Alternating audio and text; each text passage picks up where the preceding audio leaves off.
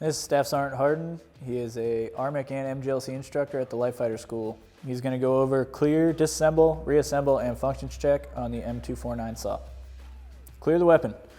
Point weapon in a safe direction. Ensure safety is on fire before moving bolt and rod assembly. Pull and hold with palm up, cocking handle with right hand to the rear, ensuring bolt locks completely to the rear. While holding the cocking handle to the rear, place the safety on safe. Push the cocking handle assembly to the forward position, locking in place. Push the feed tray cover latches, look in a safe direction, raise feed tray cover and conduct a 5-point safety check for brass, links, and ammunition. Lower the feed tray and close the feed cover, making sure it locks shut. Pull and hold with palms up the cocking handle assembly with right hand to the rear. While holding the cocking handle to the rear, place the weapon on fire. While fully depressing the trigger, ease the bolt forward to the closed and locked position, release the trigger, attempt to place the weapon on safe. Safety must not be able to be moved to safe. At this point, the weapon is clear. Staff Sergeant Harden will now disassemble the weapon.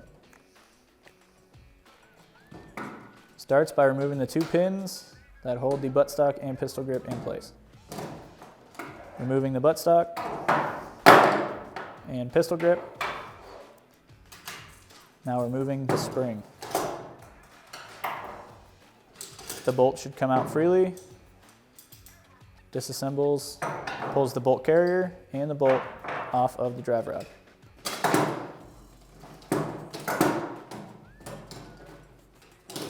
The barrel comes off with heat shield. Turning the gas tube until it unlocks, pulling it free. And he removes the bipod. At this point, the weapon system is disassembled into its 8 major groups. Drive spring and return rod. Bolt, slide, and piston assemblies separated. Heat shield, gas regulator, and barrel. Handguard and receiver assembly. Buttstock and buffer assembly. Trigger mechanism assembly. Gas cylinder and bipod. Those are your 8 groups to the M249. Staff Sergeant Harden will now reassemble the M249. He will start by placing the bipod back in position and reinserting the gas cylinder, ensuring that it locks in place.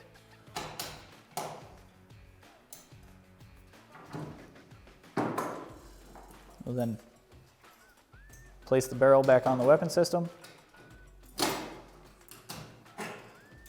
and the heat shield. He will reassemble the bolt assembly, placing it in the weapon system, aligning it with its guides.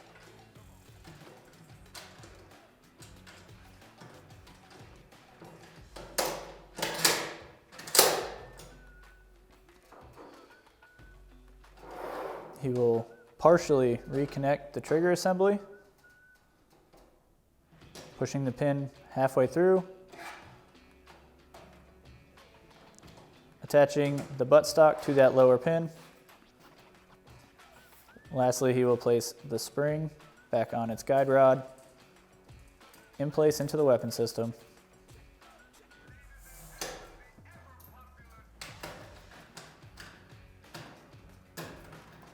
Once locked in place,